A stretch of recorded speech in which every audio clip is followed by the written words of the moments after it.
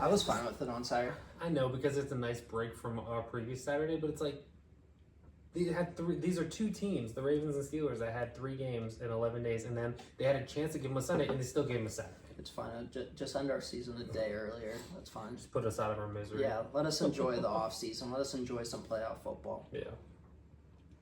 Ready? Whenever you're ready. Right. We've been recording, so whatever. Yeah. Welcome back to the Second and Short podcast, where the entire playbook is open. I'm Josiah. I'm Jacob. No, I'm Hayden. And as a reminder, for those of you who like to listen to audio only, the link for the Spotify will be in the description. So, obviously, we wanted Eli here today. He's having some car troubles, but like, doesn't it just look like so much empty space? Like, it looks so sad. Just like our hearts, empty space. Pretty much. Christian overseas. Thank you for your service. There you go.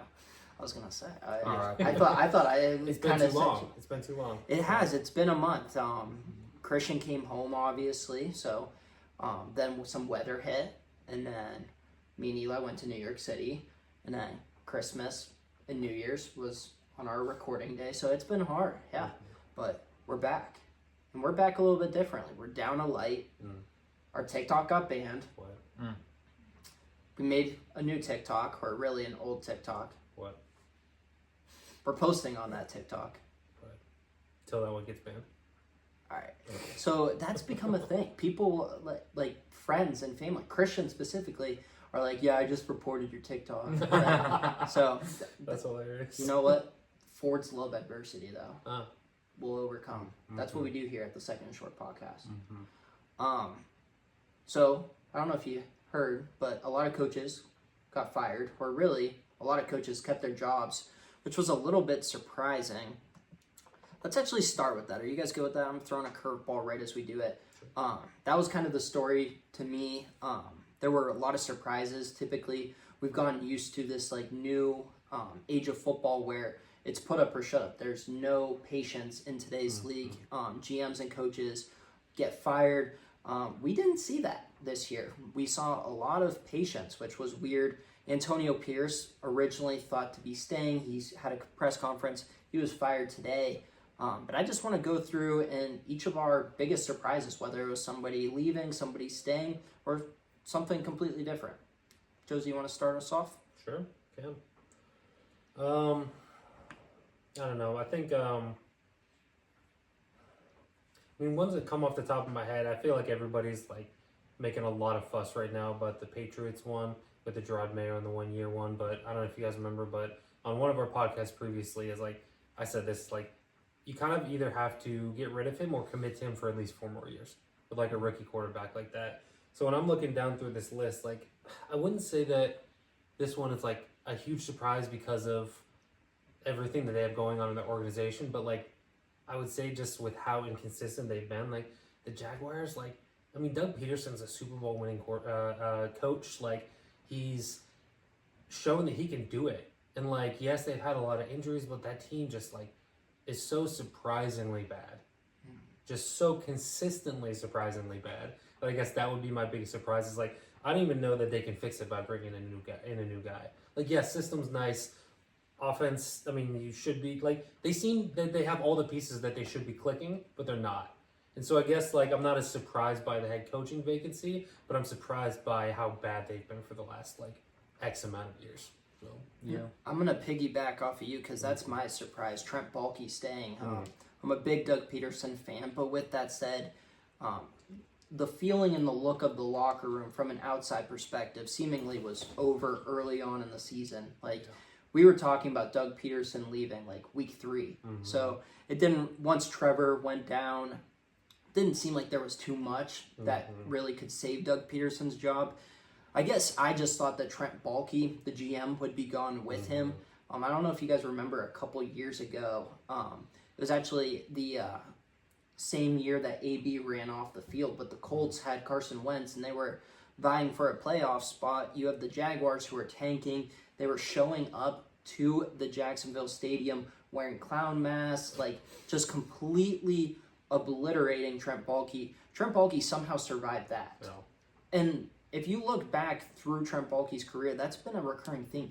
He just manages to survive. He was with the Niners for a long time. He survived multiple coaches there. He's now survived 3 coaches in Jacksonville. I don't know if you guys saw the video of Shad Khan, but he basically said on a press conference with Trent Baalke that if the new coach presented him with a better idea for general manager, he would fire him. Well, he was on the Zoom call with him. Yeah. So just dysfunction everywhere, and really dysfunction everywhere in the NFC South. The Texans, who they were just in their own little dysfunction a couple of years ago, now seemingly they're the world-class organization compared to the rest of their division. So I agree with you. Jacksonville's just a complete mess right now, and I was surprised. Yeah.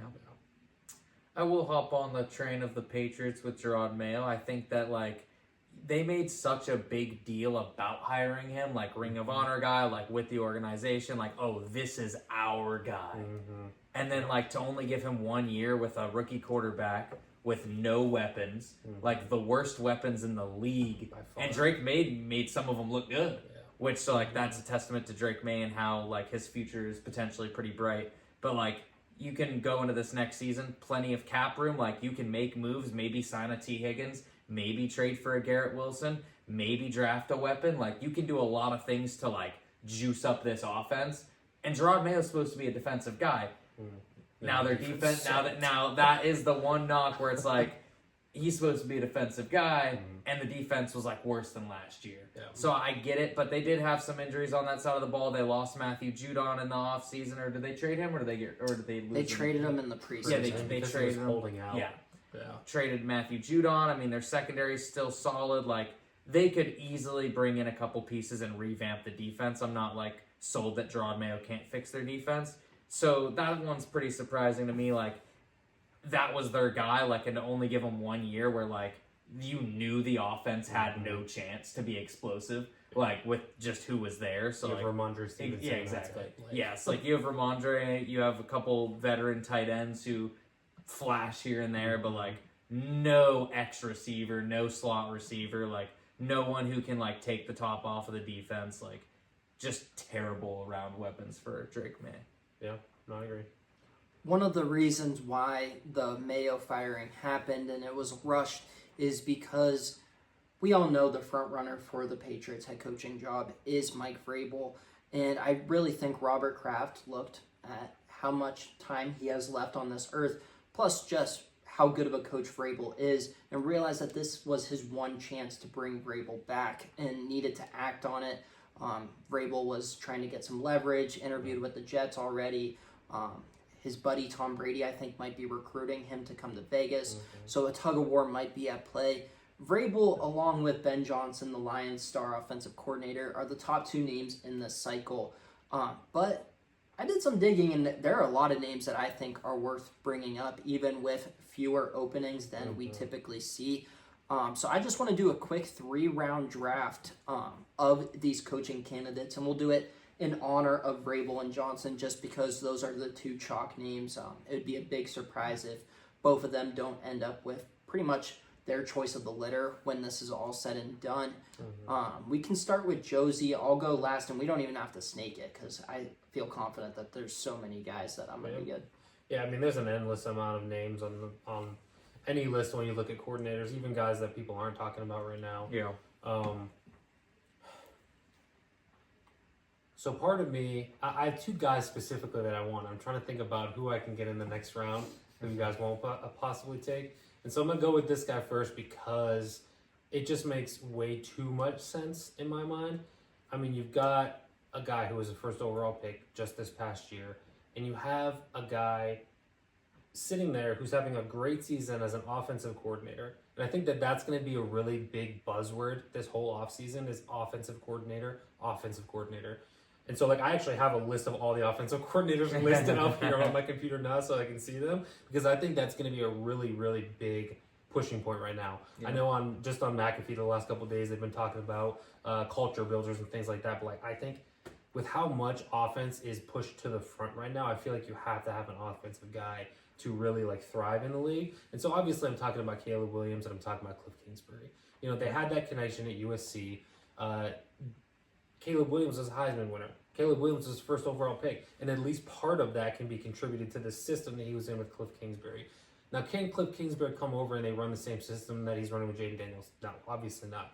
Can they run the same system they ran in college? No, obviously not. But when you have a guy like Cliff Kingsbury who can build a system around a quarterback that's already there and not expect the quarterback to fit into his system, but tailor it to the guy, which he has now done with. I mean, Kyler Murray had some pretty dang good seasons. You know? Yeah. Jaden Daniels is having an excellent season. Caleb Williams had great seasons at USC. Like, all of those things have, you know... Mayfield. Yeah, exactly. Yeah. Like, there are common denominators there. And didn't he have Mahomes? No, yep. Yeah, he had Mahomes Mahomes at Texas Tech. So it's like, when you can cater a system to the quarterback and their skill set, I think there's no reason to believe that you can't be successful. And so that's why Cliff Kingsbury to the Bears is mine. I think the only quarterback we missed was Johnny back at the Mm. A&M days. But Forgot about that. no, one, and actually. I agree. I think Cliff is interesting. I have 2 points I want to make off of it. One, he's still getting paid his buyout from Arizona, so he's getting paid like a head coach right I now. saw your videos they put. I would be picky. I would. That is, in my eyes, not to get ahead of myself, but the most attractive job available. With New England trailing right behind them because of the quarterbacks that you would get to work with. So it'd be interesting. And as I say that, I realize Kingsbury has a history with the Patriots too. So if Vrabel were to go with the Raiders, just thinking out loud, that might be a thing. Cliff Kingsbury, we just mentioned, we went through all of his former quarterbacks. We have a buddy of the podcast, David, who can't stand Todd Bowles. And I said this last year that if Todd Bowles lost in the wild card round, I wouldn't be surprised if he would get pushed out. Why? Because that's what Tampa has done to their coaches. They pushed out Lovie Smith for Dirk Cutter. They pushed out Bruce Arians for Todd Bowles. Would they push out Todd Bowles for David Canales last year? And this year, would they do it for Liam Cohen? What do you guys think about a Cliff Kingsbury reuniting with Baker in Tampa?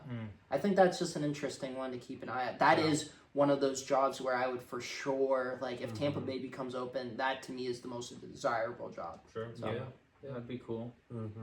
Sorry, didn't want to. I like the pick. Naples. Who do you have? I'm gonna pivot to the other side of the football. No chance. Nathaniel No Hackett. chance. Nathaniel He's up there. Hackett's on the board. I think that's an undrafted guy. I'm gonna pivot to the other side of the ball. I mean, you guys know how well this team's been doing. Way overperformed this year. A lot of people thinking that this team could have the first pick in the draft, especially like with what happened early on with their quarterback going down. And I'm obviously talking about the Minnesota Vikings and B-Flow and that defense, and you know. Talk about a guy who's had a lot of success, like places he's been, like even in Miami, like a lot of success, like with that defense and what they were able to do. Coming to Minnesota, like defense, what they're able to do. A lot of people say that it's really hard to play against, like even if you are a veteran quarterback, like some of the blitzes he throws at you is just like confusing. Like so, like having a guy that can scheme up defenses to rattle even some of the veterans, like gives you just an advantage. And he's a great leader. Like all the people that have like played for him, aside from Tua, because like he didn't like Tua, like all really enjoy playing for him. Like he gets his people fired up. Think about Van Ginkel. Yeah. Like he's got that dude playing out of his mind on defense. Josh right now. Metellus too. A Yeah. guy nobody even knew his The name. Taysom Hill of defense. Yeah, exactly. So like I think that he's a guy that's going to be a top candidate. I think he fits more of like teams that have more of that like quarterback who's been not like a younger quarterback, but more of a veteran presence. I could see him ending up like I think the Saints could be a job for him if they don't like draft. If they bring Derek Carr back, I think that could be a spot for him. More so like if the Titans opened up, that would be a better spot for him because of like all the pieces they brought in on defense. But who knows if that job's going to open up? But like I think he doesn't really fit that. Patriots or like a Bears. Like he doesn't fit those like. We have because he played for the Patriots, didn't he?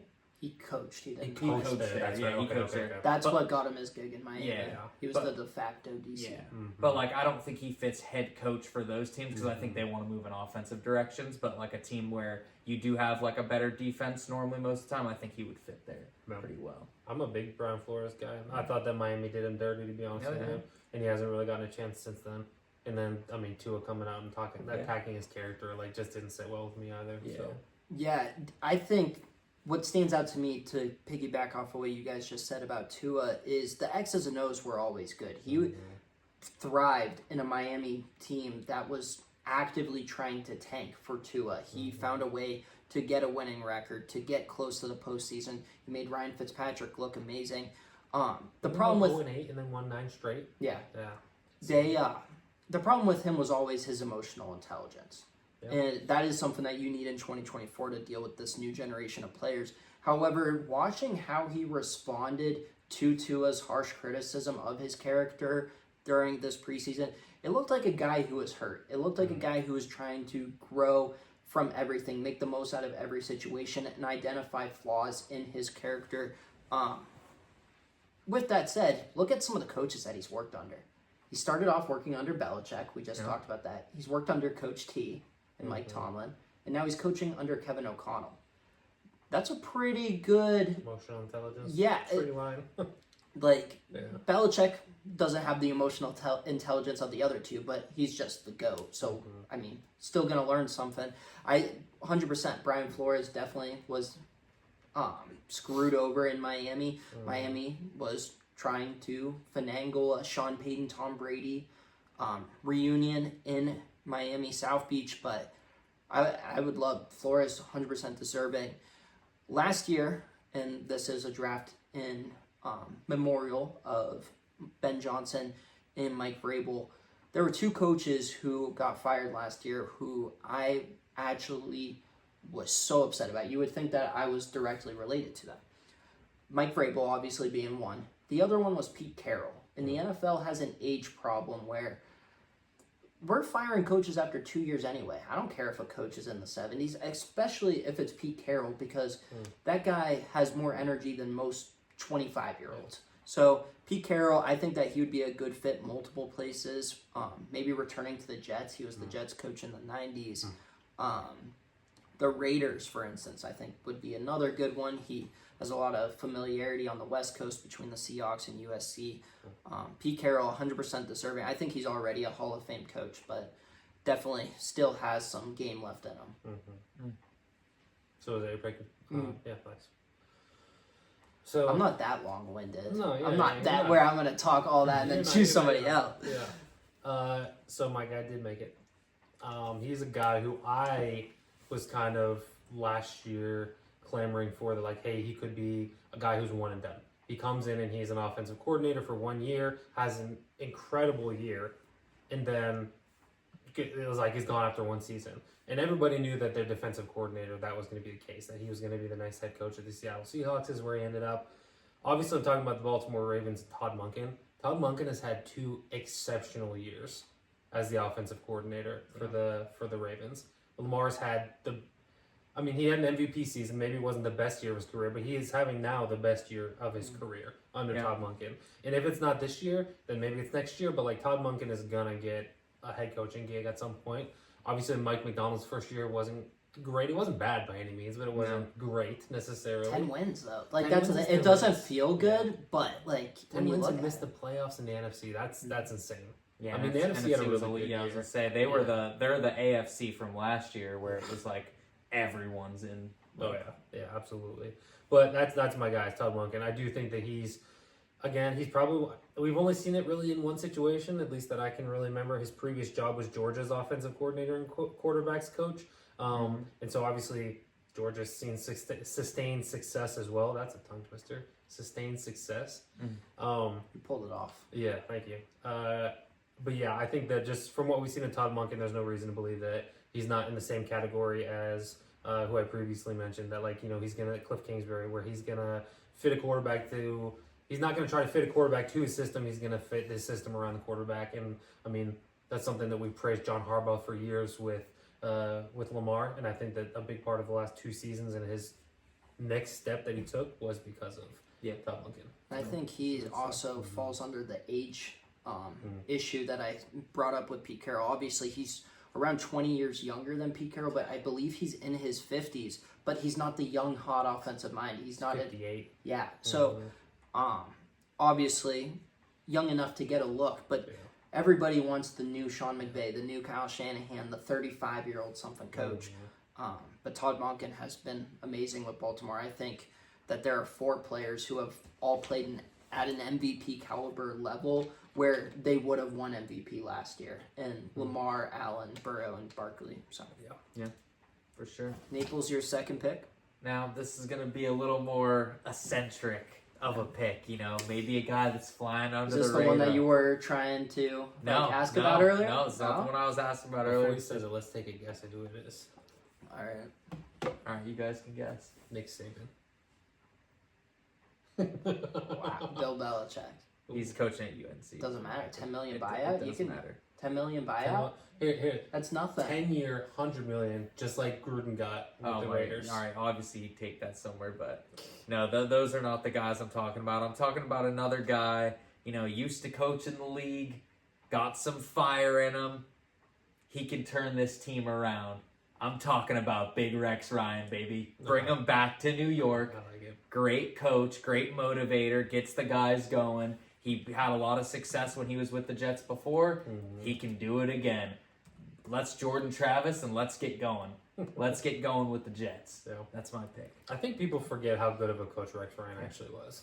Like there was all the jokes about like, you know, him and his brother and you know what they looked like and all Rob this different Ryan stuff. was and, like, Rob yeah. Ryan was an What okay did they coach, look too. like? What did they look like? There was this meme from years ago where when they had the Harbaugh and it was the Harbaugh brothers together, it was like our dad, you know, excellence, and then it said underneath it had Robin Rex and it said our dad buys us KFC or something like that. Like, you know, so that's your answer. But no, I like it. I like the pick. Yes.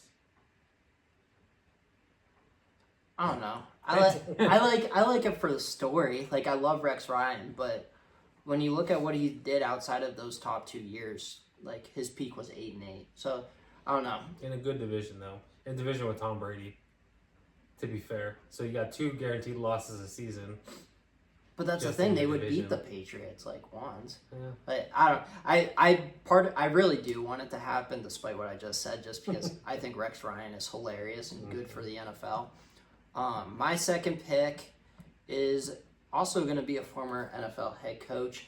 I'm going to do John Gruden, and I think that this would be interesting because of what he's been doing with Barstool. Obviously, there would have to be something worked out with that. Said, I think Dave Portnoy would absolutely love a Barstool employee to be a head coach in the NFL. I partially because I think that he still knows how to get the most out of quarterbacks. He's definitely an acquired taste. He's not for everybody. But when I look at some of the jobs that are open or could be opened up, I think that they're the teams that would be willing to look past John Gruden's lawsuit with the NFL and hire him. We have the Saints, who, with Derek Carr, that's where Derek Carr found sustained success, so he would be reunited there. The Raiders, they already brought him back once. Why not bring him back for a third stint? Tampa Bay, what if they bring him back? And then the Steelers. The Steelers, he has ties to the Rooney family. There were actually some rumblings about him being a possible dark horse for an offensive coordinator position last year. Obviously, Mike Tomlin has a no-trade clause, but on the off chance, I'm not saying it's likely, but similar to what I said about Rex Ryan, I think John Gruden would be very entertaining back in the NFL. Oh yeah, and he's been doing really good stuff. Like you can tell, like his mind is like so sharp still with all the stuff that he's been doing with Barstool. Back around. No, final pick. So Make it juicy. are we doing any of the potential trade guys? Yeah, do it. Make it juicy. Go for it. Juicy. Yeah. I mean, obviously, like I'm not in the boat where I think any of the trades are even going to potentially happen. Like I think the Kevin O'Connell one is not even a shot, and it's the popsicle has a better chance of surviving in hell than that does of happening. Put that on What a a t-shirt. reference. Yeah. Please. I don't think that the Tomlin one happens. I think I saw something. He has a no trade clause in his Correct. contract too, so I doubt that one would happen. Especially because like you look at these teams that have availability, like none of them are really like more enticing than the Steelers job. If I'm being completely honest with you, especially for a guy who's been there for 18 seasons now, like I don't think that one's gonna happen. I think the one that's interesting, and again probably won't happen, but Kyle Shanahan, like. The Niners had a bad season, yes. I don't think that they need to blow everything up. I think that he's one of the better play callers in the entire league. I think that he brings in his system. he's kind of the opposite of what I said with the other two guys. Yeah. Where like he requires the guys to fit into his system, but his system is undeniably great.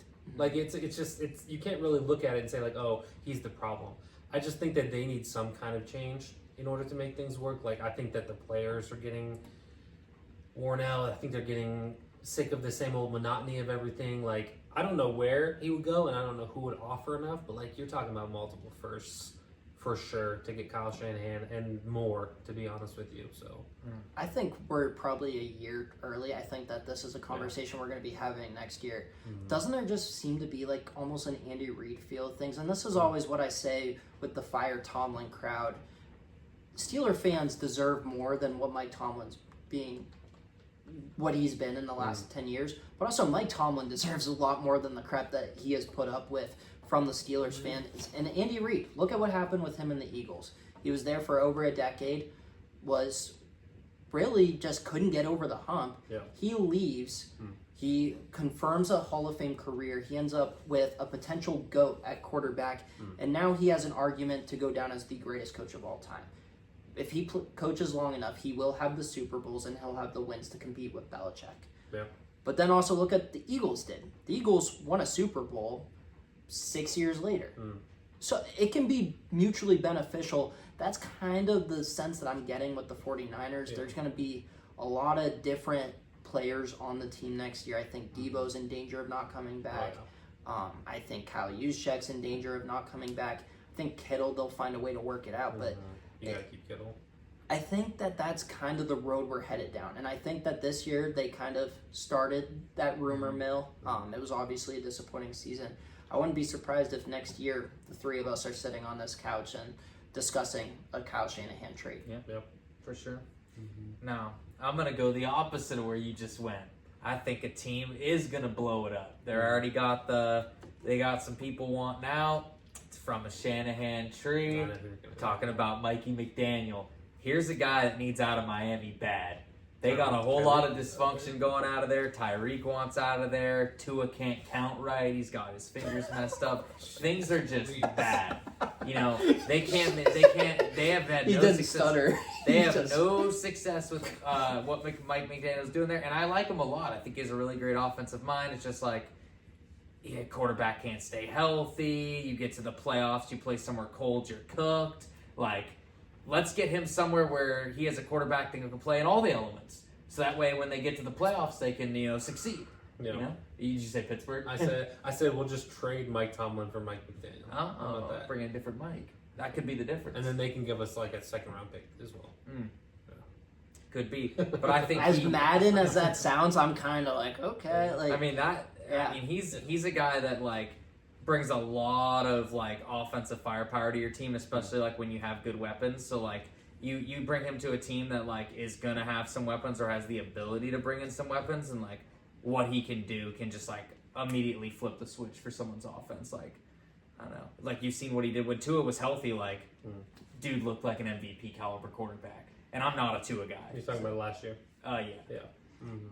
yeah, and if I'm Mike McDaniel, I'm welcoming a trade because I think that his career is going to be handicapped as long as he has Tua as his quarterback, and he can't get rid of Tua in the next 2 years. Yeah. So there's almost like you're towing that line of being good enough where you don't get fired, but also being bad enough where you can kind of point to ownership in a couple years when you can get out of that Tua contract and be like, all right, clearly the offense is handicapped here. Something needs to give.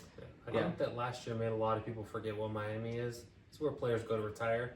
And like last year, they had a great season statistically. It is the softest team I've seen in forever. Yeah, it's where players go to retire. Hey, Like Jonnu Smith, baby. Johnny Smith, listen, He's he been- won me he's a been fantasy rough. championship. He's been a dog. Yes. But yeah, I think that's a team that needs to just completely restart, like hit that restart button. Like, I think Tua's like not even he's a one bad hit away from not being in the league anymore, and Tyreek Hill wants out. Like, they have their defense is old as dirt. They don't have anybody there who's bringing life to their defense. Like, they just gotta like reset, be bad the next 3 years, and like draft a quarterback, bring in a new coach, new GM, new regime. Like, just like let's get it. there. Chris No idea. Greer, he's been there forever. Yeah. Oh, I think He was there like during the original Tank for Tua. Like, yeah. I was he's gonna another guy. Like these GMs have like 9 lives. Yeah, I was gonna say, what's his name? Gumpy from McAfee show. He was saying that, Chris Greer in 10 years hasn't like won a playoff game or done anything. So, but yeah, let's keep him on. Let's keep him in there. Because remember, they had like 3 first-round picks like back-to-back years, And they drafted semi well. I feel like they drafted better in the later rounds than they did early. It was almost like the Gruden Mayock Raiders, where like they had some diamonds in the rough in the mid rounds, but Those first round picks. yeah, they were rough. Like Austin Jackson, I want to say their best pick was probably Jalen Waddle. Yeah. The Miami. Even that he can't stay healthy, and that was his issue in college too. It's Yeah. not like they should have been surprised by that. Yeah. All right, my last pick, Joe Brady. I figured that's what you. Yeah, I love him. I think that this Bills offense has been good, but then you look at what Josh Allen has played with. He has 1 Pro Bowl teammate. Now you can say James Cook got screwed. His 1 Pro Bowl teammate is an offensive lineman, and that's one of the reasons why Josh Allen is my MVP. Is it Deion Dawkins? Yeah. But Joe Brady is that young offensive mind. He's had multiple experiences. I'm not sure yet what's going to be the better fit for him, the NFL or college football, but I think he's going to be an incredibly successful head coach in one of those 2 leagues. He's already been a successful coordinator in both the NFL and college football. So he was. I'm looking through. I haven't followed his career. He's at William and Mary, Penn State. Went to the Saints, LSU, Carolina Panthers, Buffalo Bills. So. And LSU's where he made his name as the passing game coordinator. That was the Joe Burrow, Jamar, Jay Jettas, Clyde Edwards-Helaire, Thaddeus Moss offense. Played at William and Mary. Isn't that where Tomlin played? Yeah. Yep. What? Yeah, I think so. Because him and McDermott were So I was teammates. gonna there, say, right? I thought Okay. we'll make McDermott play too. All right, I'm gonna pull up the job openings, and then I've already done this on TikTok. So if you guys are interested in my opinion, which I don't know why you would be, you guys can go ahead and check that out. I want this to kind of be a Naples and Josie segment. I want them to rank the 7 openings right now, and I say 7 when a lot of these news sites are saying 6 because essentially the Cowboys one is open.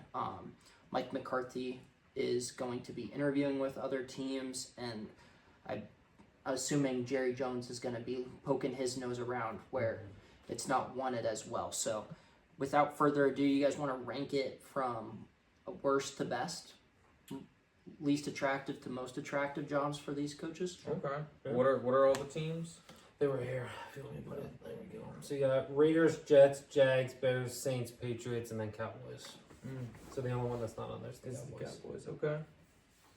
Okay. What do you think the worst one on here is? Personally, the worst one for me is between the Saints and the Raiders. I was gonna say the Saints. Yeah, I think Saints is where I'm leaning more. Yeah. So I would say that we agree on that Yeah, one for I sure. agree. Like, there's not many pieces in play. Like, No. I mean, you're like that's No. you're the Saints hater, the resident Saints hater. No, our list is just off to a very different start. Well, So I think that with the Saints, it's like, where are they gonna go quarterback wise? Like, where are their weapons at? Like, yeah, you bring Kamara back on an extension, but like he's getting older. Did he get an extension? Yeah, he signed like a 2 or 3 year extension. And then and that was like literally the game before he like broke his hand or something. Yeah. And then Olave's there, but can he stay healthy? Like, Rashid Shaheed might be a nice piece, but he's not a one. The offensive line is like middle of the pack at best. The defense is middle of the pack at best. You're not drafting in the top. What pick do they have? Like 9, something like that. So like you might be able to draft a nice receiver, but will he pan out? Like Yeah. they have a lot. They don't have a lot going for them, or at least a lot of optimism or like hope to where it's like, oh, they've got this guy, and if he turns out, but it's like they don't really have any of that. So I think comparatively to the rest of the teams, I would probably put them as the least desirable spot to be. Yeah, I mean, we've talked about this before. Their defense is old, first and foremost. I think that they have very few young pieces. They traded away their number 1 corner, Marshawn Lattimore. He's gone. They have, outside of that, young guys that are good on the defense. They have Paulson Adebo, who's decent. Outside of that, there's not many. I mean, you've got guys like Cam Jordan, you've got guys like Tyrann Mathieu, you've got Demario Davis who are old. They're old. Like, that's just the fact of the matter. They might still be producing at a decent rate, but they're old. Then you look at the offensive side of the ball, it's like, I think that's where the side that you have to, like, that's where you have some young talent that you need to, like, blow up in order to try to get a quarterback. I think you need to trade Olave. Yeah. You need to try to get maybe a first-round pick, maybe a second-round pick to try to get up to get something, because you need to, in this next season, like, try to make a move for some kind of quarterback. Yeah. That's why it's less attractive to me, because there's a lot of moving pieces that still need to happen before you can even start to think about success or sustained success. So, to me, whoever gets the Saints job, it screams one and done. Yeah. It screams like a one and done. And then think about this too. Their cap situation sucks. Think about when all these guys start to retire. These old guys, yeah, exactly. And that's before these guys like where they push the money back into like year 9s of contracts. Yeah. Once these guys retire, that's coming right to the forefront of those deals, and like you're not even gonna have an offense. Like you won't be able to bring in anybody. So like they're definitely not gonna be good. They're definitely on a downward trajectory right now. That's another team that's gonna be in rebuild mode. Yeah.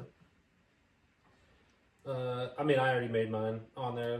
I think the Raiders. The Raiders. I mean, I think they have good defensive pieces that started to produce pretty decently this year. When you talk about they went on and signed Christian Wilkins, they have Mad Max Crosby. Again, they've never really had a shutdown corner.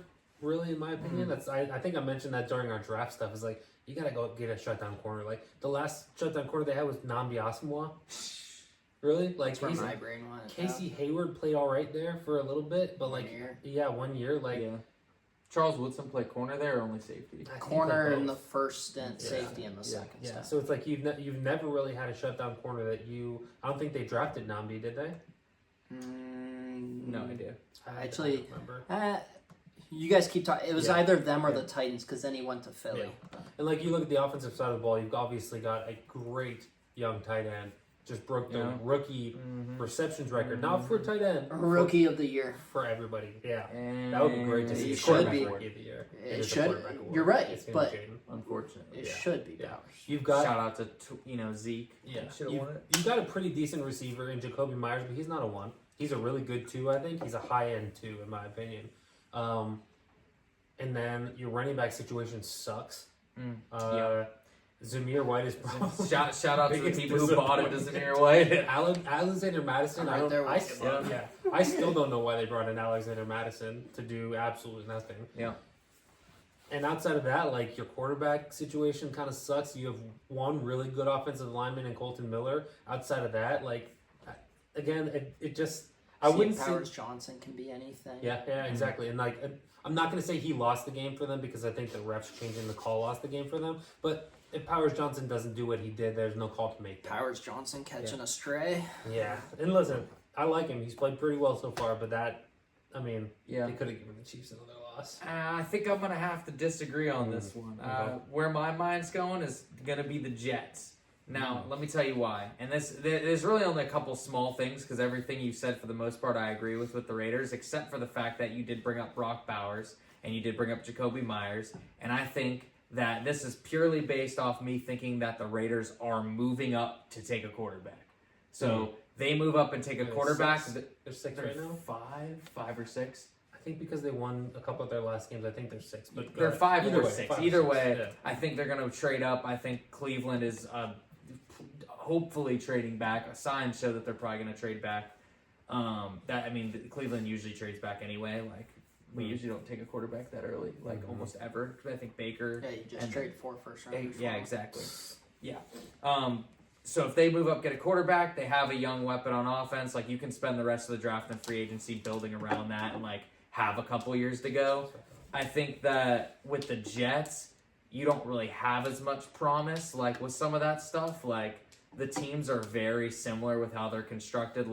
Garrett Wilson's obviously, I think he's better than Jacoby, but as far as production goes, they're about the same. You have Breece Hall, the O-lines are about the same, defense is about the same. The Jets might have a couple bigger names, but as far as what they've done, this last season or two, they haven't been amazing on the defensive side of the ball. So, and you don't know what their quarterback situation is going to be. And, that's a huge deal, especially for coaches, is, if you don't have a quarterback situation, your job's just as hot like for that next year. Whereas like, oh, you have a rookie quarterback, you might get a little bit more extension like in their first or second year than you would if like, oh, you're bringing them in to do something like, let's say they keep Aaron Rodgers. Like, you bring in a head coach to go with Aaron Rodgers, and then you guys flood out like you're going to be gone. And you'll have to work under a rich prick teenager. Oh, that's correct. Yeah, so. Woody Johnson. Yeah, well, bless him. But ditto with everything else. Yeah. So, Yeah. so I mean- 5 for you? Are you guys just going to do flip-flop now? Now we're down to 5. Yeah. Yeah, I mean, I would yeah. flop to the Raiders next. Yeah, I mean, I would put the Jets You on the put next Jets one. next, yes. I just think that, I mean, for the exact reasons that you made for the Raiders, I think that the Jets defense is better than the Raiders. Yeah. And I'm not saying it's by a lot, but like, I think Sauce Gardner adds a lot to it. I think Quinnen Williams. I think Quincy Williams Yep, is Quincy really Williams, good as he's well. solid. I think he's kind of an underrated part of what they do there. Yeah, so I think that there's, in my opinion, more on the Jets currently. I mean, Yeah. you currently still have Devontae Adams, and you currently also still have Garrett Wilson on your roster, which again, Yeah. who knows whether Devontae probably not is going to be on the roster next season. Like you said, Brees Hall, and even behind him, like who's there? Braylon Yeah. Allen. Yeah, Braylon he's Allen's been solid. decent this year. Tyler Conklin played pretty well, and say what you want about. Yeah. Maybe it was, Aaron Rodgers Yeah. making him look decent, but he played pretty well. But yeah, I mean, the Jets organization is the Jets organization. It's dysfunctional, but I think you have some pieces there that you can build with. Yeah. So, And I think we're definitely going to disagree into these next 3 teams, okay. but I don't know. I can start it off. I think the next least desirable team is probably the Bears. And I know that might be a spicy take, but like Keenan Allen's old. I don't even know if he's going to be there next year. Like he might. You've got Roma Dunze, who is a rookie. Like he showed flashes, but also at the same time, like it's hard to gauge whether or not like that's going to trend upwards. And DJ Moore's solid. Like DJ Moore's a 1. So like you have pieces there. I'm just not a big Caleb believer. Like whatever, like what he showed, like he was easily the 4th best quarterback this year of all the rookies. Like, I mean, you could argue Drake May, but obviously Jaden Daniels was better. Obviously Bo Nix was better. Like look at the numbers. Look at where they took their teams. Like in the small snippet who saw Michael Penix looked better. Even In Joe a very Milton. small Joe Milton snippet. for a game. Joe I mean, Milton. let's look at all the, and then let's take a look at those quarterbacks and the weapons they had around them, and then let's look at Caleb Williams' weapons. Objectively, people would say Caleb Williams had better weapons around him, and yet he did not look good. Like, what did they lose? 10 straight games? 9? Something. They lost a lot. got to 4 wins and never saw another win again. His numbers were better, but their overall record was bad. Like his numbers, like after CJ Stroud said basically Will rode him, like his numbers were actually pretty decent. So I'm just not as big of a Caleb believer, so that's why I don't feel like that job's as desirable. And they have a lot to reconstruct on the offensive line and just like some of their interior defense. Like their secondary solid. They've got Tyreek Stevenson, Jalen Jones. Like they have some guys in the secondary where like it's not terrible. Yeah. But I think their interior is like pretty bad. Yeah. They don't have a stable pass rush. Yeah. Like I don't know if that team's going to be able to compete, especially since they might be in the toughest division in football. So, like, if I'm a coach, Yeah, why would I that's want to true. take a flyer and go to a team where we're going to be in a dogfight every divisional game? Like, there's no easy win. Like, no win's easy, but there are divisions where you have a team where it's like, The all right, AFC South. yeah, like this is a get right week. There's no get right weeks in the NFC North. So, and between the Jags and the Patriots, like I just like where they're at quarterback wise. I like where they're at weapons wise for those teams. Yep. I'm going to put the Bears a little bit higher, and it's because I agree with most of what you said. I do think that the offensive line is still bad. I've heard rumors that Tevin Jenkins might be moved this offseason for some kind of collateral to try to, get more pieces in there, which I think is a good move. Not a big fan of Ryan Poles. I mean, obviously, say what you want about getting DJ Moore and the first overall pick for pennies. For Bryce Young, basically, is what you got it for, who actually looked good at the end of the season. But I would have the Bears a little bit higher just because I think there's a lot of potential, the word that everybody loves to throw around for, Justin Fields. But I think that there is a lot of potential, like the little stray that Justin Fields got there. Hey man, can't get much worse than Russ. I feel like Fields got to get in there. That's a different conversation. Yeah. I'm gonna throw a curveball here that I don't know that either of you saw coming. I'm gonna put the Cowboys at the spot, and there's a couple reasons that I put the Cowboys at the spot. You have the most expensive quarterback in the history of the NFL. You have the second most expensive receiver in the history of the NFL. You have who's going to be the highest paid defensive player in the history of the NFL. You have Jerry Jones, who is a nightmare in all aspects of that word right now. Yes, you have decent players at decent positions, the most important positions, but you're not going to have money for anything else. You're not going to, there's... No, it's the brand. It's how much you like the Cowboys brand. And and the stuff that comes along with being the Cowboys head coach. And historically, they've been good. Yes, I feel like it's going to be... Like the Cowboys, the way that they pay these players is not the way that you win a Super Bowl. Correct. Yeah. So it's like you look at that and you're like, okay, the Chiefs, for instance, yes, they paid their quarterback top-end money. Then what did they do when their number one wide receiver needed top-end money? Shipped them out. Because they knew that their quarterback was the most valuable piece on their team. And then won 2 straight Super Bowls. And then won 2 straight Super Bowls. Super Bowls. On the way, maybe. Yeah. So. The way that they're doing it is not the way to do it. And, I mean, the Cowboys are going to cowboy. They're going to have a really good regular season record as long as all their guys stay healthy, and then they're going to be a first-round bounce in the playoffs. And so, to me, the Cowboys is not a very attractive job. Obviously, again, you have the star on the side of the helmet. You have the notoriety of it all. But to me, it just... If I was a head coaching candidate, the Cowboys would be lower on my list, personally. So no, that's fair. Going to the next one, I think I'm probably gonna go the Cowboys, but I'm torn between them and the Jaguars. So I really I'm big into Trevor Lawrence. I think that I still have a lot of faith that he is really good and has that top 5, top 6 potential. Brian Thomas looks like a dog. Tank Bigsby's a good... I mean, I don't know what happened to ETN, but maybe this was just a fluke year.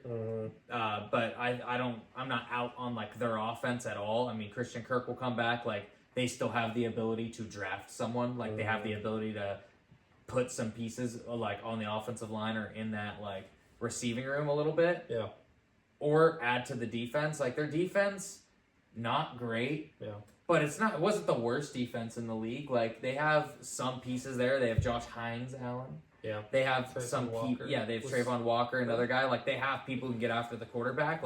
I think a lot of mocks have them taking a corner. Will Johnson, and I think, has been mocked to them a lot. So, you can do more with that. And if, you believe in Trevor Lawrence and, if he's as good as, the number 1 pick that and all the money he's getting paid, you should be able to, be competitive, especially in a weaker division.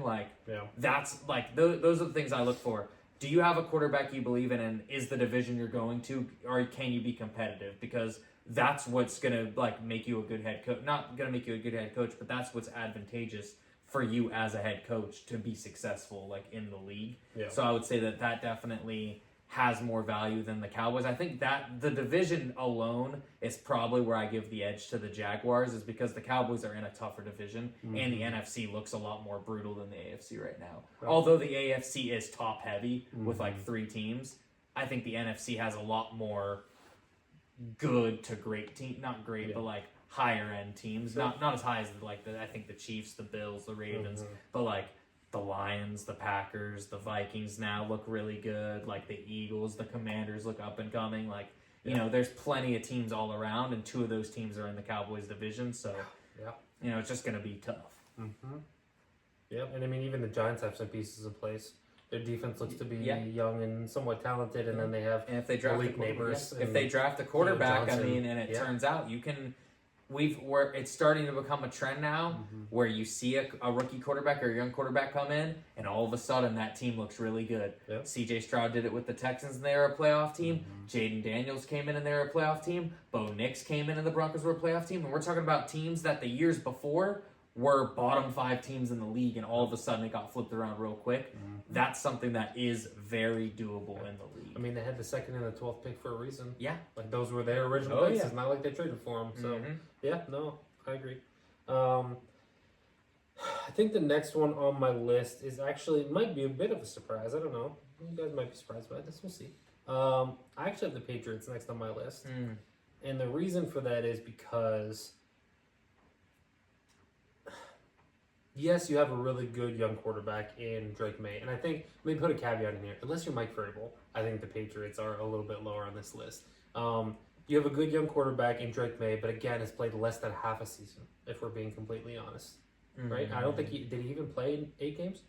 I think so. Did he? Okay, so we'll say he played somewhere around a half a season. Let's go with that. The concussions do look like it could be a problem. Yeah. Because he's already been like sidelined or out with that a couple times. And I like Drake May. Like going into this season, Hayden and I had conversations where like we thought he could have been the best quarterback in this draft. Like I think fit's a big part of it, and he seems to be a pretty like I wasn't a fan of the fit with the Patriots, but it doesn't seem to really matter that much at this point, which is great.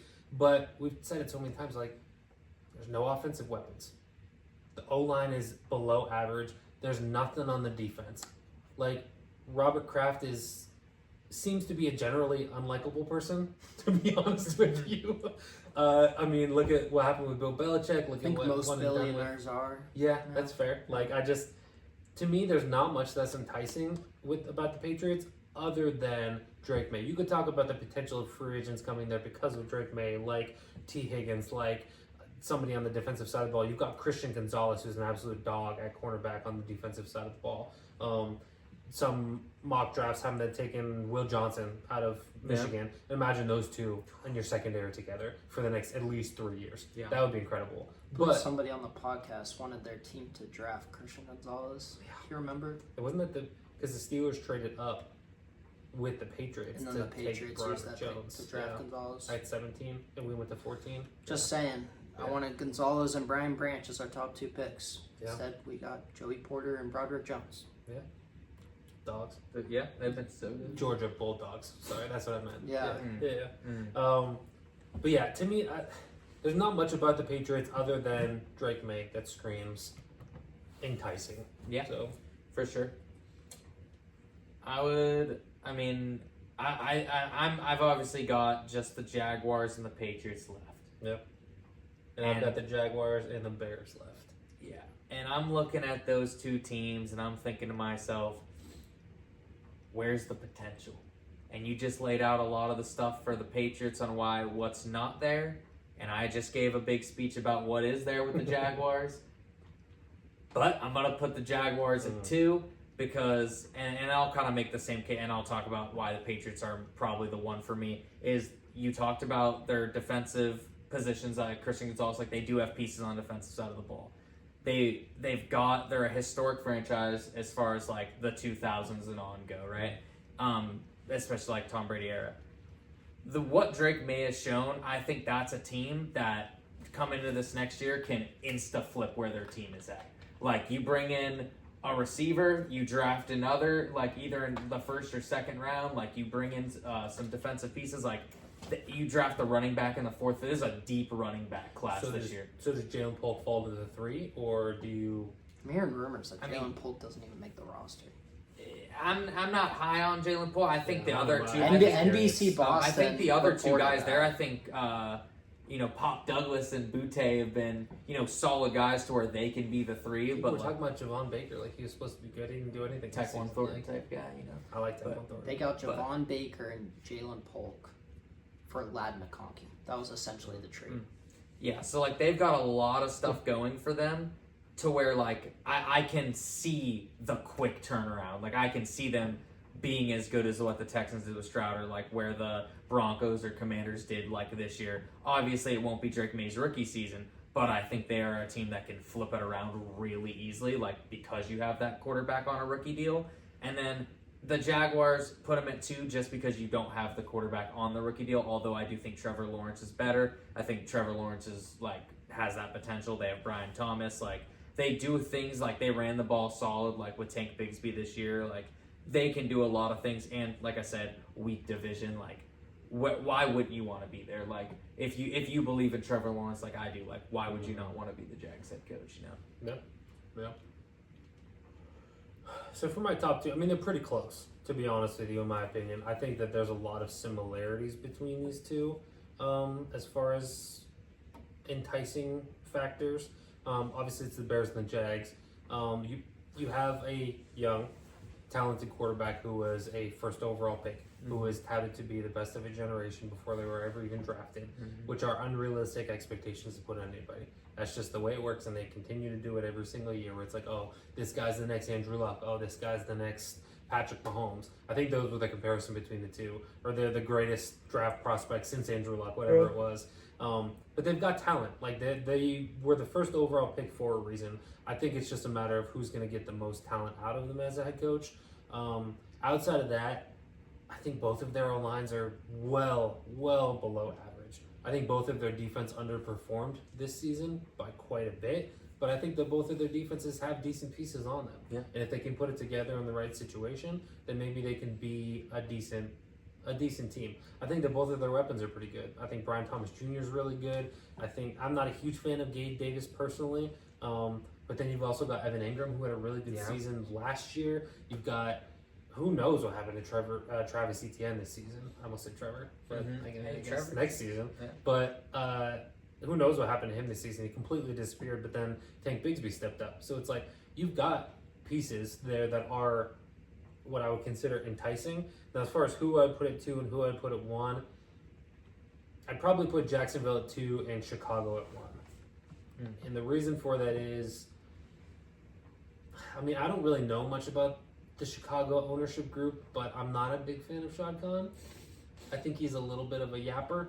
I mean, obviously what he just did with his GM, like, if I'm a head coach, why would I want to go to an owner that's going to put me on blast while I'm literally sitting there in front of millions of people who watch, maybe not live, but watch it in the future when it's on there. So, like, I think situation, maybe it comes down to, like, boss in that situation. Like, something maybe more job security, guys not looking to move on from me, like, immediately right away. But, yeah, so I would put Bears at 1 and Jaguars at 2. Yeah.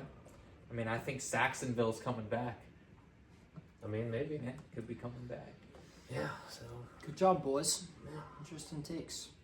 What was your list? I was gonna say let's get your list and let's see where your takes. Well, I did it. Quick preview. I did it before the Raiders firing. I was actually just going back. I would say the one thing that really stands out to me, that is unique from your guys' list, is Jacksonville. I had them much lower. I was looking at where I had them. They would be, I think, 5 of 7 or 4 of 7 with the new Raiders, depending on the way you look at the openings. And my reasoning for that was, my list was very quarterback dependent. I wanted to see quarterback situations. Josie, you and I were similar in that breath with Caleb Williams and Drake May, because I believe both of those are guys. Naples, you obviously said that you don't believe in Caleb as much as Drake. My thing with Trevor Lawrence is, we keep on being told that he's a guy, but he's had one season as a guy, and the guy who helped him have that successful season is no longer there. A guy who is the only person under the Andy Reid coaching tree to have called plays over Andy Reid when he was coaching under him. That makes me nervous. I am also nervous because you might need a passport. There's no guarantee that you're going to be coaching in Jacksonville in another 5 years. That's interesting. Like, I didn't think about that. If that stadium plan falls through, like, you better like London, because that's going to be where you're spending 10 months. And then my final point with that was also going back to what I said at the very beginning of the episode with Trent Baalke. I think that the only way to really do it with a coach and a GM is to have them be on equal footing, having them both report to the owner. If one's got to go, then they both got to go. If one's going to stay, then they both got to stay. I think that's the only fair way to make sure that there's not backstabbing and two guys that are trying to take the organization in opposite directions. And Trent Baalke, he's survived. We went through all the different regimes, both with the Niners and the Jags, that he's survived, and that would make me nervous. So, but then there's the part of me where I'm like, this is really more of a fan thing and very Madden of me, but I kind of like the idea that the Jaguars haven't had any success in their 30 years, that a couple of seasons with Doug Marrone and then a handful of seasons with Tom Coughlin, they don't have any. So I kind of like that idea of like making my own name of it, but I don't know, there are a lot of factors, so. I'll throw another name out here that we haven't really mentioned yet for anything. I don't think he's really even being mentioned by any of the talking heads or any news media, but we looked at the Chargers and what they had with Anthony Lynn and Brandon Staley, and they were winning games, but they were also losing games by one score. And I think we've talked about this before. It's like, my opinion on that is, when you're losing games consistently by one score, it's a coaching issue. It's a time management issue. It's a play calling issue. Whatever it is, you have talent. You have a QB1. You have a defense that's underachieving. To me, that screams, and you have 2 elite wide receivers. To me, that screams the Bengals. Is Zach Taylor's seat hot?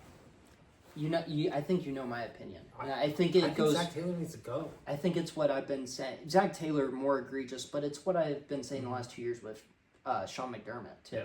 You have a generational quarterback with one AFC Championship appearance, Mm-hmm. not one AFC Championship appearance. That's my opinion, kind of both with McDermott and Zach Taylor. Obviously, McDermott's been much more successful than Taylor, but also Taylor's been able to take his team to the championship. Yeah. Taylor's been able to beat Andy Reid and the Chiefs in the playoffs. But you have Burrow, you have Allen, you have 2 of the top 4 quarterbacks in the league. And I get it, you're in the same side of the league with Patrick Mahomes, but how long can you just say, like, we're going to basically waste these generational quarterbacks' career? Yeah. And everybody wants to blame it on the defense because they had Jamar, they had Burrow, they had one good defensive player on the season that all led the league in their certain categories. But it's like, why isn't any of this heat falling on the head coach?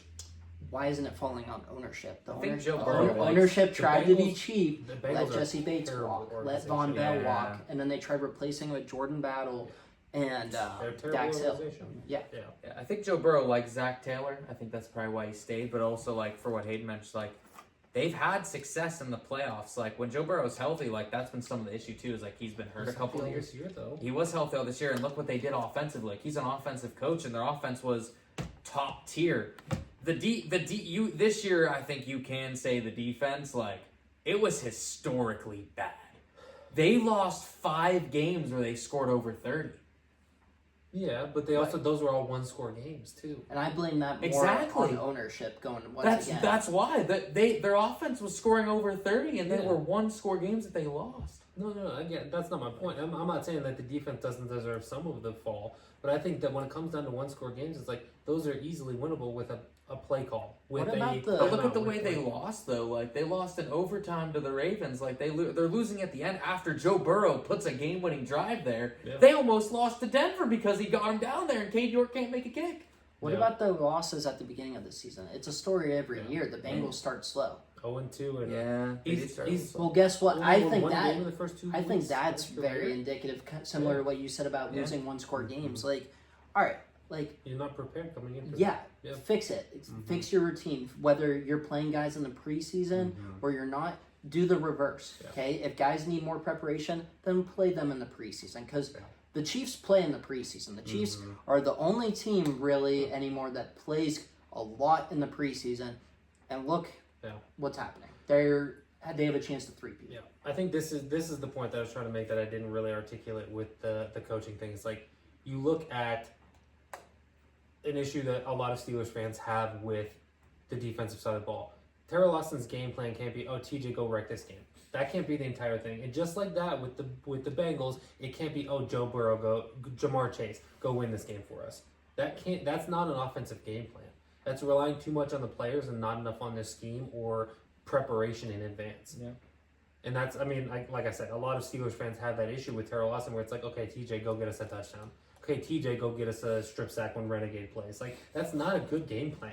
You know what I would say to that for all those Steelers fans? What's that? Mike Tomlin's calling the defense. I Not to know. just add to I the know. Fire Tomlin crowd, but... I know. All right. Well, believe it or not, the NFL season is still going. Yeah. 14 teams made the playoffs, almost half the league.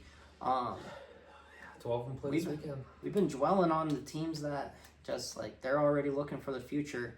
There are teams that are still actively bidding for a Super Bowl, and it's been a while since we've seen the Cinderella story. The Eagles were the last one, kind of, but they were the number 1, number 2 seeded. They were just Cinderella because of a backup. I think the last true Cinderella was the Packers in 2010. What about the Giants? with Eli. 2011, so the year after. The Giants were the last one. Ravens, sorta, in 2012. They had to go on the road into Denver and Legendary New England. Flacco run. Yeah. Still slinging it, by the way. Shout out to 44 points scored Joey Flacco, throwing for 350 and a few tubs. Put him in Canton. So there's 6 games this weekend. There's 3 of us. We're gonna each cover 2 games, just real briefly, something that you're looking out for. I'm gonna get things started. The Chargers and the Texans. That's the one I wanted. Oh, good. That's not the one I wanted. I got hopefully I won't take your other one. Chargers, Texans. I think that the Texans are in extreme danger of being one and done. They reek of a one and done team. I think that their only chance was if Pittsburgh was coming to town, because Pittsburgh reeks even more than them. Jim Harbaugh football translates, and that's defense, that's running the ball. The Chargers are playing better defense right now than the Texans. The Chargers are passing the ball better than the Texans. And the Chargers are running the ball better than the Texans. Let's not overthink it. Damian Pierce legacy game, though. And let's be honest, Justin Herbert's running the ball like one of the best quarterbacks in the league right now. Bo Nix-esque. Yeah. Bo Nix. He's running like a rookie quarterback. He is. Was your other game Minnesota Rams? No. Awesome. That's my other one. Nice. If I'm a Vikings fan and I had a Vikings fan over for that Sunday night game, I am petrified right now. Because Sam Darnold has had his confidence shaken before in his career, and it has resulted in a full-blown meltdown. Ghosts. Exactly. Kevin O'Connell. They sold him on that clip. I can't believe the NFL put that out. And I think the Rams are going to be one of those teams that talent-wise, they don't really match up with many teams in the AFC or NFC, honestly. But they have experience. They have a quarterback who can still rip the ball in poor conditions. They have Cooper Kupp, who, did he have a down year? Yeah, but not many guys that I want more than Cooper Kupp come playoff time. Puka Nacua is healthy. Sean McVay. The Rams are going to be a scary team. And if I'm Minnesota coming off of that Detroit loss, it's funny, just a couple of weeks ago, Sam Darnold's in the MVP race, Kevin O'Connell's in Coach of the Year race, they're going to be the number 1 seed. They might be in danger of being sent home in round 1. So those are the 2 games that I wanted to talk about. Naples, so Josie doesn't steal one of yours. I had a thought on the Chargers real quick before you did. So I actually had the exact same picks you did. I had Rams and Chargers winning their games. I think that the Chargers one works out really well because, not to steal any thunder, I don't think the Broncos are going to win. So I think that the Chargers going to Kansas City in a division game is as good as anybody that could potentially go and beat the Chiefs. So that's all I'm going to say about it because I want to get too ahead of myself. No, I think that's good. Also, I think the Vikings are on big fraud watch. Like, the Lions, as bad as their injuries have been, they showed how good they are because that's for the 1 seed. The Lions had such a great season, and they're supposed to be good. They could have lost that game and they could be going on the road to a team that almost beat them last year. And so that showed true, battle-tested coaching. The Lions look scary. So and the Vikings are on fraud watch, potentially. But the first game that I'd like to preview is Bucks Commanders. Talk about just a fun game. Baker, Jaden Daniels. The matchup I'm most excited for, Mike Evans and Marshawn Lattimore, man. It is going to be a dogfight out there. Yeah, it is. I seen a clip saying that if Marshawn Lattimore was still on the Saints, he'd have blanketed Mike Evans. He said, you ain't getting that 1,000. You ain't going to get those 5 yards. You're going to come up just short. I saw somebody say that they were so petty that they would just triple team Mike Evans on that. Oh, yeah. I would have too.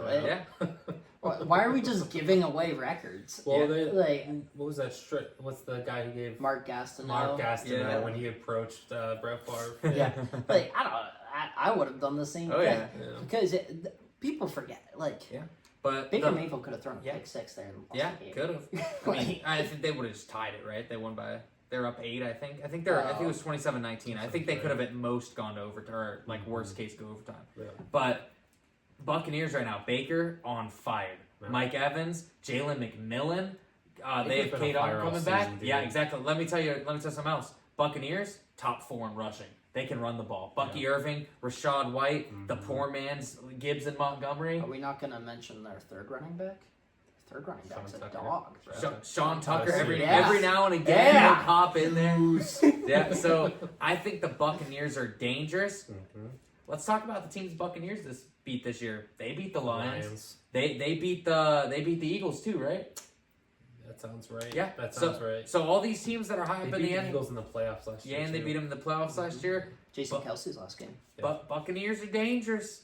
I think they have a really good chance to be in that NFC Championship game. So it's going to be a fun game. I do think that the Commanders give them some problems, but I think overall, I think the Buccaneers end up getting it done. They were the 4 seed because they were a division winner, right? Yeah. And I think they've they were been the 3 there. seed. The Rams were the 4 Yeah, seed. they're the 3 seed. They're So the- they've been there before. Yeah. They've been in the playoffs before. Baker's been in the playoffs, not just with the Bucks, but shout out to the game he won with the Browns. Like, they do have a guy that's been there. Todd Bowles has been there, like, in the playoffs. I think that The weakness of the team, You if know, you're asking me. all I'm saying is, they've been in the playoffs the last 6 years. Buccaneers, they've been on a run. So Won the division like the last 4 or Yeah. 5 at least, Yeah. so I wouldn't Yeah. be surprised. Yeah. So I'm really looking forward to that game. Do you want to take one before I do my second one, or do you No, want you're good. So the Chargers and the Texans are gone. Yeah. The Broncos and Yeah. the Bills and the Steelers. I think Packers I'm and Bills. gonna take the Steelers game. I was Thi- Wow. This is what I'm That was a excited. dick This move, is Get a load, dude. get a load of this guy. this is what I'm excited for. I'm excited for a bloodbath. Give me Ravens minus 20. 20 Let me is go ahead and wild. tell you right now. The Steelers offense ain't putting up more than 17, and the Ravens are scoring 30. So Okay. there's a pretty good chance that it's blowout potential. I think Lamar's coming. If we for, get 17, coming watch for- out. Hey. I'm not looking to hit Hey. double digits. Hey, I'm thinking that, last time they played, Derrick Henry $162, Lamar threw a few touchdowns. Like, let me tell you, in Baltimore, they've only really played him in Baltimore twice. One was COVID year, and one was like the other week when Lamar's been there.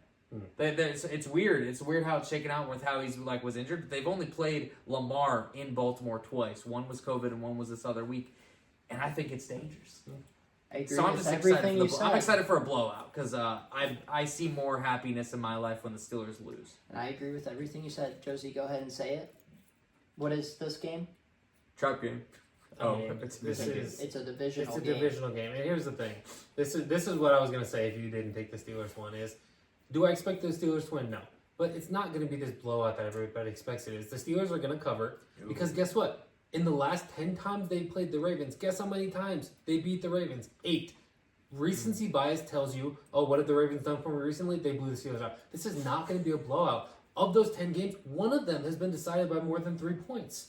One, and it was just the most recent one. And I get that only 2 of them had Derrick Henry in it, but guess what? Yeah. They beat the Ravens by 2 when they still had Derrick Henry Like I in said, the how season. many times did they It's beat not him gonna in be- Baltimore it's when not they gonna had be a Lamar? blowout. How many times they beat him in Baltimore? Once.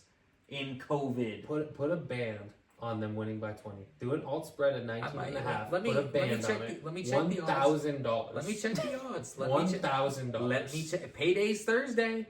Let me check the odds. Next month's rent, baby. Next month's rent. Hey, I got next month's rent on the blowout. All right, so while he's doing that, I have Broncos, Bills, and I have Packers, Eagles are the games that I have. So, Broncos, Bills. I guess I ended up with the one that I kind of alluded to earlier. I think this is going to be a better game than a lot of people think. I do think that the Broncos, I don't think they're matched up well enough to beat the Bills. I think that they are going to put up a fight of some kind. They just put up 38 points on, yes, a resting team. I get that, whatever. It's a divisional game of a team that's playing their third stringers and practice squad players, right? It was a preseason game where they started their starters.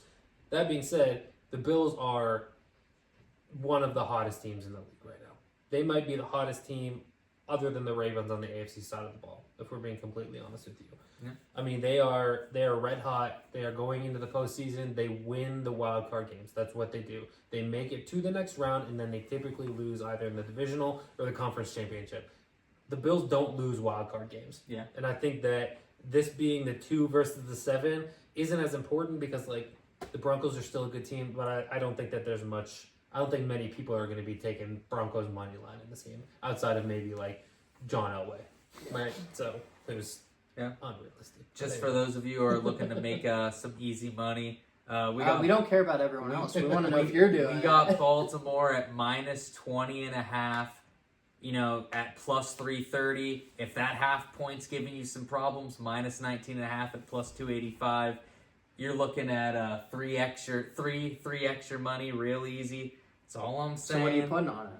We might have to throw a little something on there. I don't know if I can throw a band because I think the risk is a little too high. We won't be able to Why pay is the the risk. risk? You sounded pretty confident. I sound confident, but like they say, nothing's a guarantee when you sports bet, and that's when it Gamble loses. responsibly. That's right. 1-800-GAMBLER. The more you feel confident about a bet, the more likely it's gonna not hit. So He is 1-800-GAMBLER on speed dial. that's All right, I correct. still think that you need to put something on, and we need an update next week. All right, I might throw a little 10-piece McNugget meal on there, All right. something for you. All right. All right, battle of the QB2s, Packers versus Eagles. Obviously, neither one of them has been ruled out yet. I think there's a high chance that neither one of them plays, to be honest with you. Really? Really? Jalen Hurts still in concussion protocol for like a week and a half now is a long time to be in. I agree with you on Hurts, but wasn't Jordan Love's like a funny bone? What was it? I thought he did something to his elbow. I don't know what exactly it was. I don't know. I think but- he's I been think playing that- through a lot. I think they Years, both so. play regardless. Yeah. Tanner McKee or Kenny It's Pickett the playoffs, plays baby. if Hurts doesn't. Listen, Tanner. as much as I dislike Kenny Pickett as a person, he As a has- person? Yes, as a person. Yo, what a personal I attack. dislike What did Kenny he- Pickett as a person. What I'll did he say it. do? What did he do to you? We'll talk about it off screen. But anyway, Oh. no. He has more game starting experience in the NFL. He I has agree, been a but starter McKee has for- looked nuts. He looked nuts, but there's McKee so looked much so more. good. There's so much more uncertainty. Alright. In the sense that they're both not a starting quarterback in the NFL, Yeah. but at the same time, you've seen what Kenny Pickett brings to the table, and you've seen that he can win games. Okay, he took a team to the playoffs the second year in his career. I think they missed the first year, right? Yeah, he did. Yeah, so they missed his first year. They made the playoffs his second year. Say what you want about him being benched, but either way, he won games down the stretch. He showed that he can go down the field at the end of a game and win a game. No, I agree. I don't think that He doesn't have a McKee clutch starting game, is yeah. indicative on Kenny Pickett. I think it's just Tanner McKee has looked so much better. Hey, Tanner And McKee, the next I think Gronk. Pickett's looked good this year. It's just McKee's looked. And here's what I need my quarterback to do if I'm the Eagles. I need my quarterback to hand the ball off to Saquon Barkley. I need my offensive line to block, and I need the quarterback to get the ball to A.J. Brown.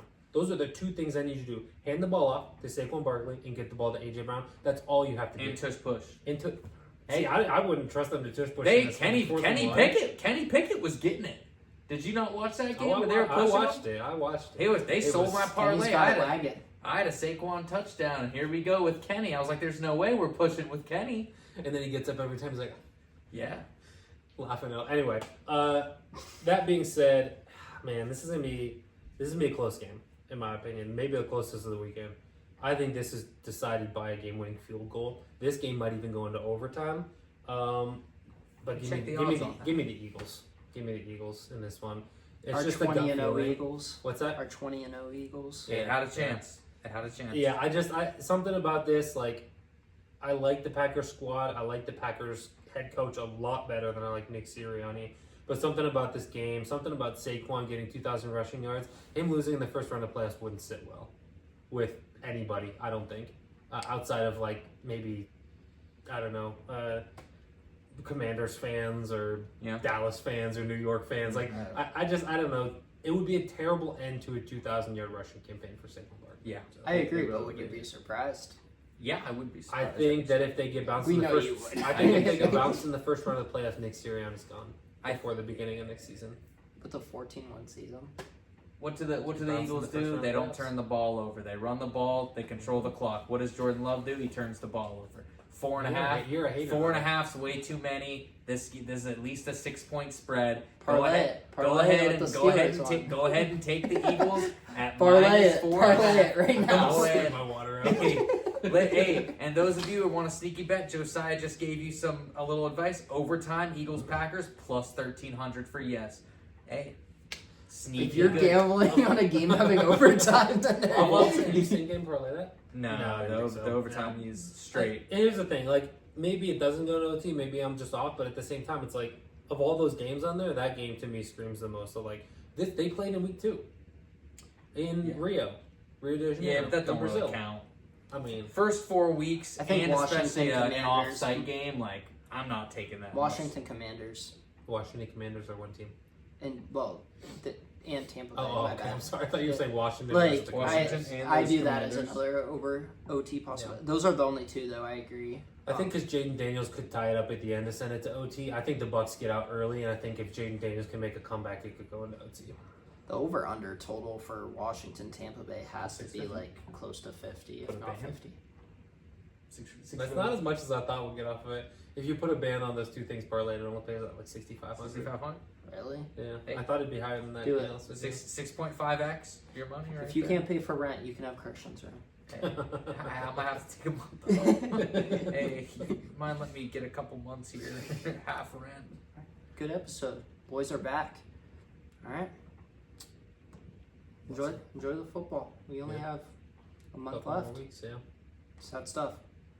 This has And then we been. get to start talking about the draft. Oh, yeah. You know I love the draft. I've been excited for the draft since like week 4. Then you found out that the Browns were gonna go. And he's a Browns fan. This has been the Second Short Podcast. We'll see you next time. When did